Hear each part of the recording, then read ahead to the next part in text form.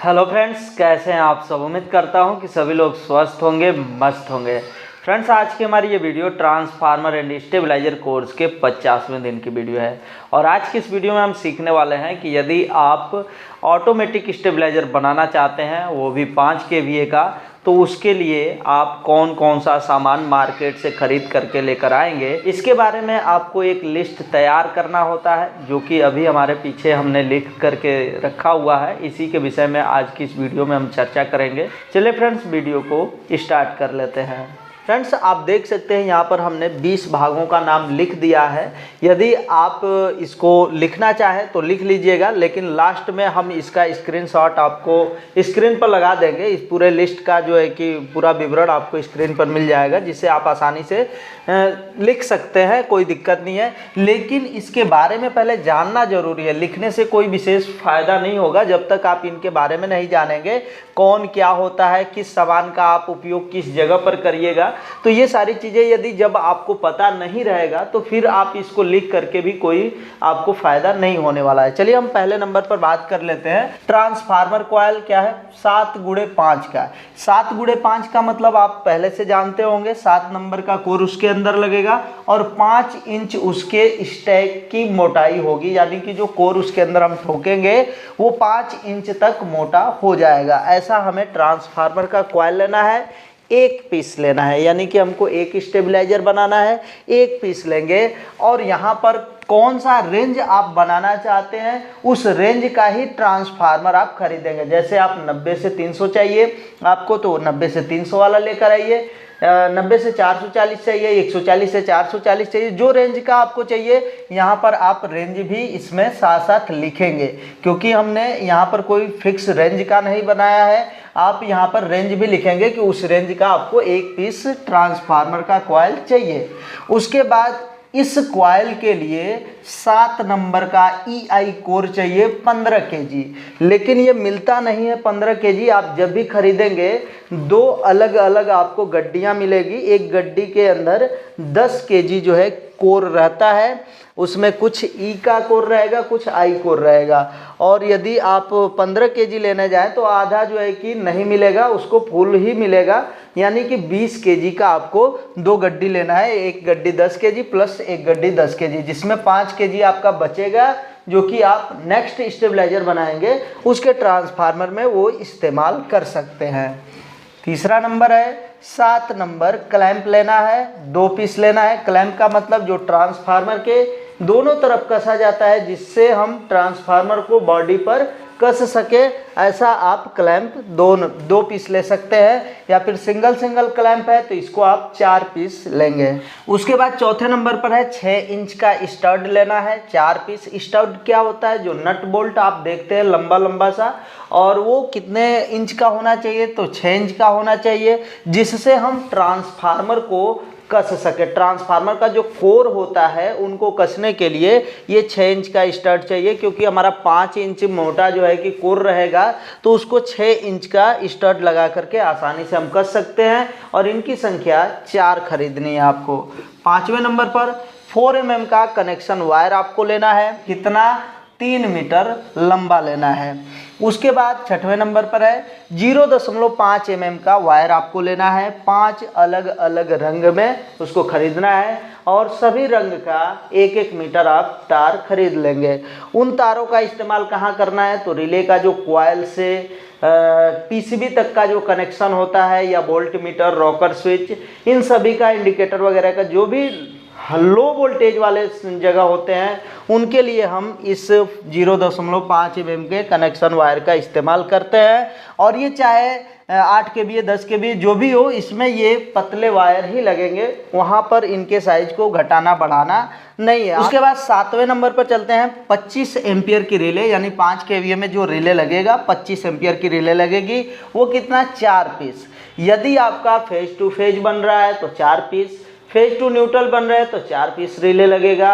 Neutral two phase, phase two phase एक ही में बन रहा है तो वो आपको 5 पीस रिले लेना होता है।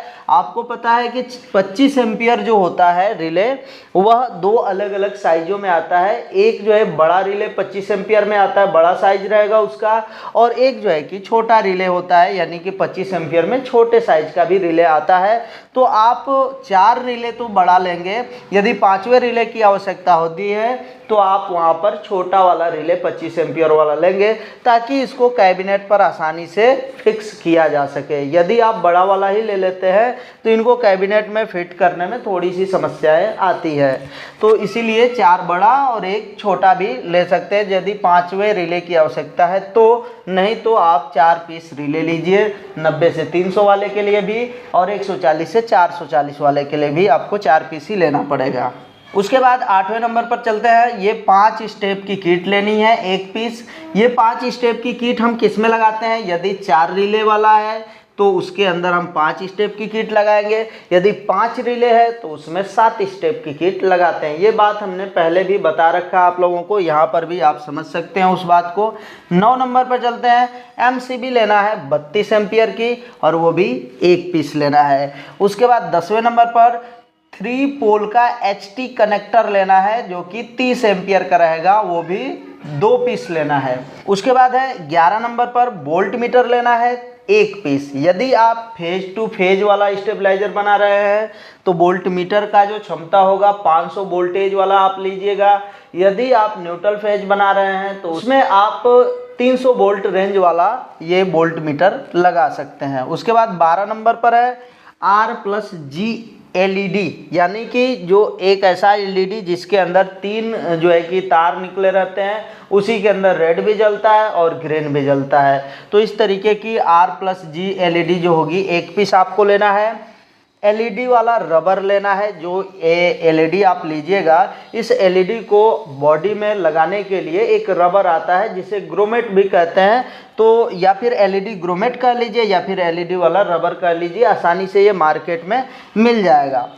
14 नंबर पर है 7 नंबर का नट बोल्ट लेना है। 7 नंबर का नट बोल्ट क्या होता है, तो ये 7 नंबर का नट बोल्ट थोड़े से पतले रहेंगे और ये जो है कि 7 नंबर के पाने से खुलते या फिर कस जाएंगे आसानी से। और इनका इस्तेमाल हम कहाँ पर करते हैं, तो जो वोल्ट मीटर के लिए तो नहीं, लेकिन हमारा जो MCB कसा जाएगा और जो पीछे के तरफ हमारे HT कनेक्टर कसे जाते हैं या फिर जो लेग कसा जाता है यानी पैर जो है कैबिनेट का, वो भी 7 नंबर के नट बोल्ट से ही कसे जाएंगे। तो इस वजह से आपको 7 नंबर का नट बोल्ट लेना है, 20 पीस लेना है। जो नट बोल्ट की संख्या है हमने ज़रूरत से ज़्यादा रखा है, आप चाहे तो इससे भी ज़्यादा खरीद सकते हैं क्योंकि ये आप एक बार खरीद लेंगे तो बार बार आपका काम करेगा। उसके बाद 15 नंबर की बात कर ले। 15 नंबर पर लिखा है 11 नंबर नट बोल्ट, ये 4 पीस चाहिए। 11 नंबर नट बोल्ट क्या है, तो इसमें 11 नंबर का पाना लगने वाला है और इसके द्वारा हम ट्रांसफार्मर को कैबिनेट से कसने का काम करते हैं।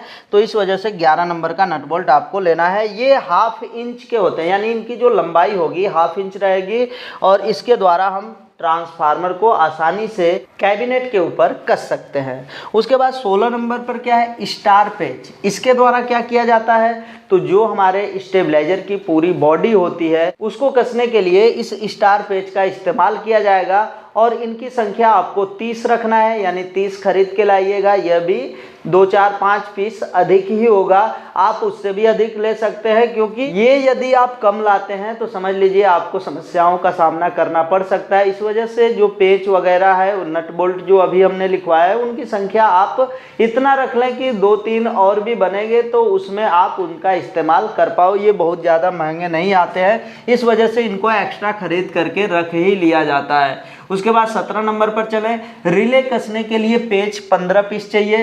रिले कसने का मतलब ये है कि इसके लिए भी जो 7 नंबर का नट बोल्ट आता है तो उसके अंदर का जो बोल्ट होता है यानी जो लंबा वाला भाग होता है उससे हम रिले को आसानी से कस सकते हैं। लेकिन यहाँ पर जो ये 7 नंबर का नट बोल्ट हमने लिखा है इनकी लंबाई लगभग 1 इंच तक होती है, लेकिन वही 7 नंबर का जो बोल्ट आएगा तो उसको हम रिले कसने के लिए 1/2 इंच या उससे भी नीचे तक, मतलब उससे भी छोटे पेंच का इस्तेमाल हम करेंगे, जिससे हमारा रिले आसानी से कसा जा सकता है। उसके बाद हम 18 नंबर की बात कर ले, गोड़ा। ये गोड़ा क्या है, यानी कि जो हमारे स्टेबलाइजर के नीचे का जो पैर होता है, जिसके ऊपर हमारा स्टेबलाइजर का पूरा भार रहता है, वो आप खरीद कर लाएंगे। कितना? 4 पीस, जो कि हमारे स्टेबलाइजर के नीचे के तरफ लग जाते हैं। उसके बाद 19 नंबर पर है 5 kVA की बॉडी आपको लानी है, यानी कि 5 kVA स्टेबलाइजर आप बना रहे हैं तो 5 kVA की ही बॉडी आएगी, वो भी ऑटोमेटिक स्टेबलाइजर का, क्योंकि हम ऑटोमेटिक स्टेबलाइजर का पूरा सामान लिखे हैं